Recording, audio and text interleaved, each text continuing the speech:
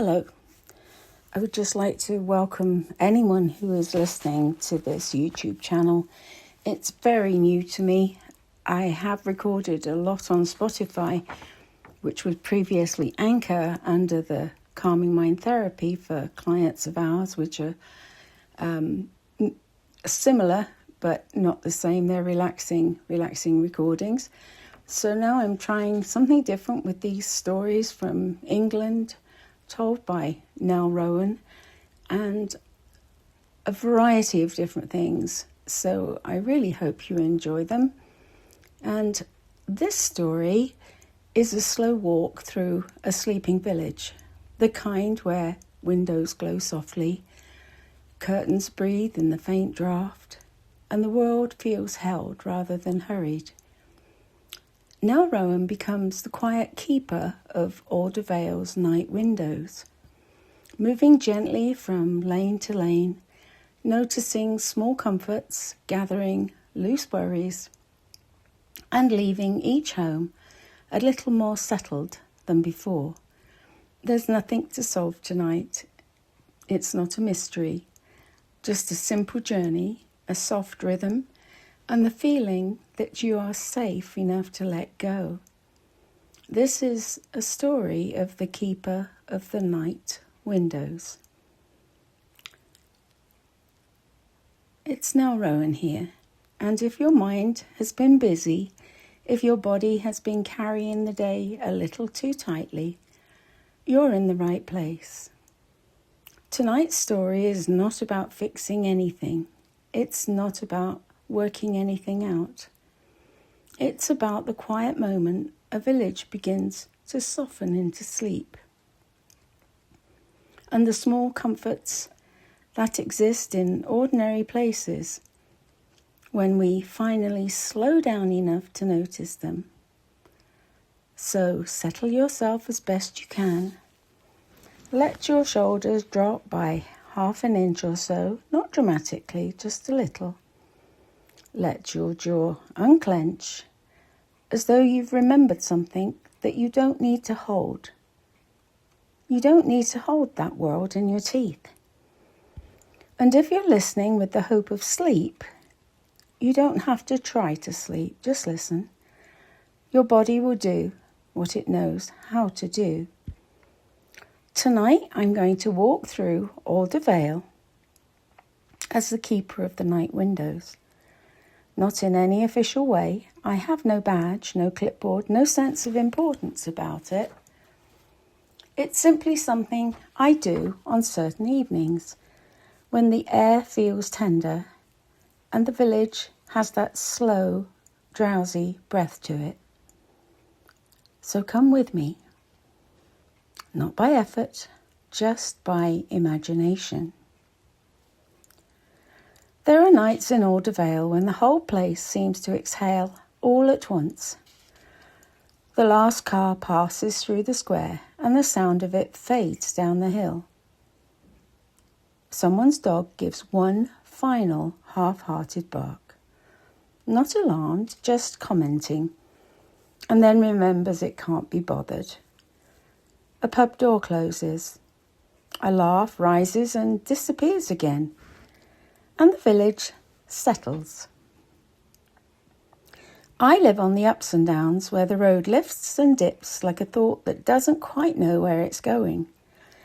My cottage sits back from the lane with an old rowan tree leaning slightly toward the roof, as if it's eavesdropping on the chimney. On nights like this, I don't go to bed straight away. Not because I'm restless, but because I'm useful in a very small, gentle way. I make myself a mug of something warm. Nothing dramatic, just a soft, ordinary tea that smells faintly of comfort. I put on my coat, the one with the deep pockets that always seems to produce a forgotten sweet or paper tissue at exactly the right time. And then I step outside into the kind of darkness that isn't frightening just velvety.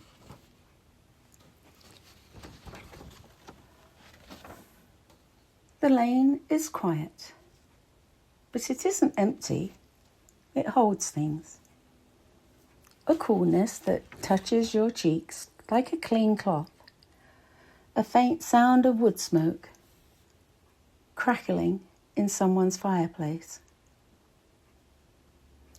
The shy silver of moonlight on the hedgerows, with a strong scent of wood smoke all around, and windows. The windows are what I notice first. Every house in Alder Vale tells a little truth about itself through its windows at night. And no, I'm not a nosy Parker. Some glow bright, curtains wide open as if the home can't bear to be alone with itself. Some are dim, almost apologetic. A single lamp in the corner, the rest surrendered to shadow. Some flicker bluish with the late night hush of the television that no one is truly watching, and some are dark. Not empty dark, just sleeping dark. It began, this habit of mine, in a very ordinary way. I was coming back from the baker's one evening, long after the bread had stopped smelling fresh and the day had stopped pretending it would get something else done. And as I walked past one of the cottages on Primrose Lane, I noticed a window upstairs. A child's room, curtains not quite closed, the gap showing a small lamp still on. Inside, the light was soft and amber, and for a moment I saw the outline of a stuffed animal propped against the pillow, as if it had been appointed guardian of the night. It was such a simple thing, a lamp left on, a curtain left ajar, but it made my chest loosen because it reminded me of something people don't say aloud very often. That even when we sleep, we are still trying to feel safe. And once you notice windows like that, you can't unnotice them. So I became, in my own unofficial way, the keeper of the night windows, not to interfere, not to pry, just to walk, to witness, to let my presence be a gentle thread through the village, the way a cat crosses a garden wall as if it owns the moon. I pass the old post office first, now converted into a little home with a neat front step and a brass knocker that still looks hopeful about visitors. One downstairs window is lit. A kitchen. I can tell because the light has that practical brightness, the sort that falls on countertops and makes mugs look slightly tired. Someone is still awake in there, washing up slowly as if each plate is being calmed before it's put away. I don't see the person, only a movement now and then. A shadow passing the window. A pause, then another. And I think, without judgment, yes, some days take longer to put down. We all know that, don't we? Some days you can climb into bed and your mind follows like a well-trained dog. Other days you lie there and your thoughts sprint around like terriers. So I keep walking. My boots make a soft sound on the pavement. Not loud enough to wake anyone, just enough to remind the village it isn't alone. When I reach the corner near the little green, I slow, because this is where windows seem to gather.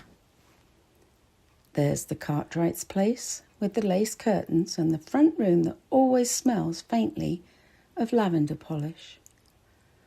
Their downstairs lamp is on and the curtains are drawn, but not tightly. There's a thin seam of light at the edge, like a book left slightly open. In that seam of light I see nothing specific, but I feel the familiar tenderness that comes with other people's lives. Sometimes when we can't sleep, we assume it means something is wrong with us. But often it simply means we are human. We are processing. We are remembering. We are grieving something we haven't even named yet. I walk on past the green and toward Harcourt's clock tower. The tower stands over the square like an old, stern uncle, dependable, watchful. A little too proud of his own height. The shop below is dark now, but the face of the clock catches the moon. I glance up, and as always, I half expect it to speak. It never does. But it does something else. It reminds you that time keeps moving, and that you don't need to chase it. Tonight, I don't go up the tower. I don't need to. This isn't a night for mysteries.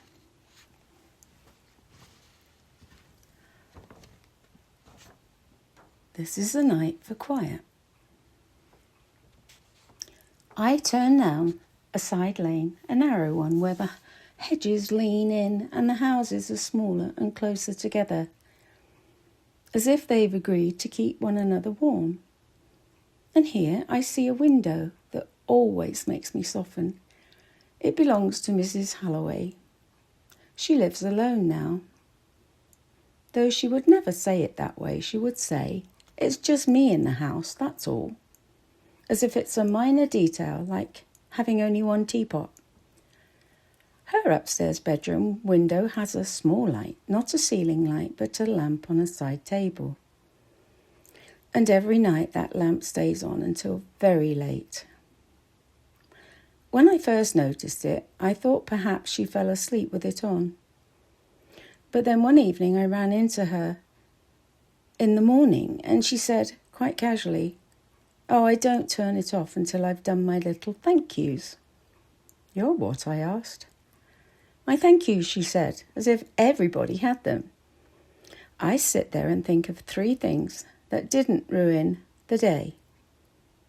And that made me laugh softly, kindly, because it was such a Mrs. Holloway thing to say. 3 things that didn't ruin the day. Not even 3 things that were wonderful, just 3 things that were safe enough. Now, whenever I see her light, I imagine her sitting there in her cardigan, naming her 3 not ruined things, and slowly letting the world out of her hands. As I pass her house tonight, I pause for a moment. Not to stare, just to give a silent nod to the idea of it, and that pause. I do something for you too, quietly. I borrow Mrs. Holloway's habit and offer it to your listening self, not as an instruction, but as a gentle possibility. If your mind has been circling the same worries, if sleep has felt far away, you might, without effort, let 3 small, not ruined things drift through you. A cup of tea, a warm blanket, a moment you felt seen, the fact that you made it through the day. They don't have to be impressive, they just have to be real. And then you can let them go again.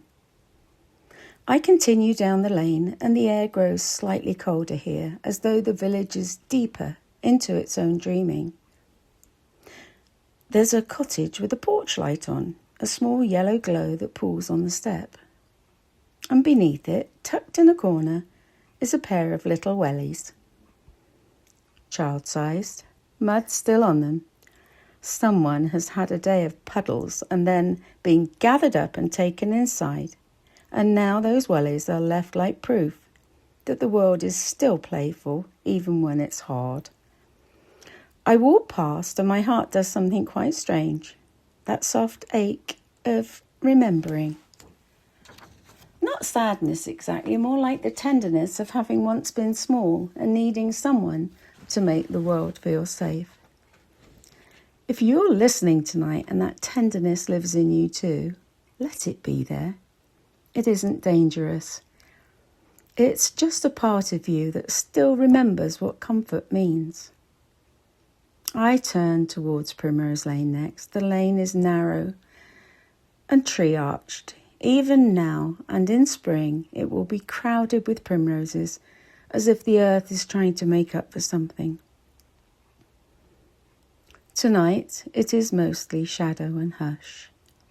But the houses along here have the most beautiful windows, because Primrose Lane has always had a slightly storybook feel, because those thousands of bright yellow primroses are just magnificent. And the memory stays with you even when the primroses aren't in bloom. One home has a string of tiny fairy lights left up all year, glowing faintly behind the curtain, like someone's secret refusal to be fully grown up. Another has a window box. Even in winter, twigs and dried rosemary, a little cluster of berries, the stubborn hope of someone who refuses to let the season be the only story. And then I reach the house I was thinking of earlier, the child's room. It isn't the same lamp now. The child or the children change, lamps change, but the feeling is the same. Curtains not fully closed, a small amber glow, and in the window, something sits on the sill. A paper star. Hand cut, a little lopsided. It hangs there by a thread and sways ever so slightly when the heating clicks on inside. It's such a small thing, that star, but it makes the night feel kind. And as I stand there, only for a moment, only as long as it takes to breathe, I imagine that star as a sign for you. Not a cosmic sign, not a grand message, just a reminder that you are allowed to be soothed by small, simple things. You don't have to earn rest. You don't have to justify it. You can simply have it. I walk on.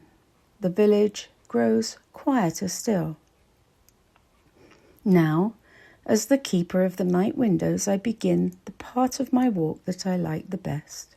I call it closing the day. Not physically closing anything, not locking doors, not drawing curtains for other people. Just noticing where the day is still open and letting it close gently in my own mind, because here's the strange truth. Sometimes we can't sleep because we still feel open. Open like a door that hasn't quite latched. Open like a window with a draft. Open like a thought that won't finish its sentence. So as I walk, I imagine each window as a little chapter. And I imagine those chapters coming to their natural end. A kitchen light clicks off. A television flicker fades. Someone turns over in bed and sighs, and one by one the village lets go. I pass the small stone church just off the square. Its windows are dark now, but the shape of them is still visible, tall and narrow like listening ears. The church always looks slightly different at night.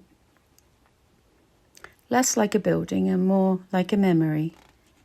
And standing there, I remember something the vicar once said, not in a sermon, just quietly when we were speaking about exhaustion. He said, Rest is not laziness, rest is trust.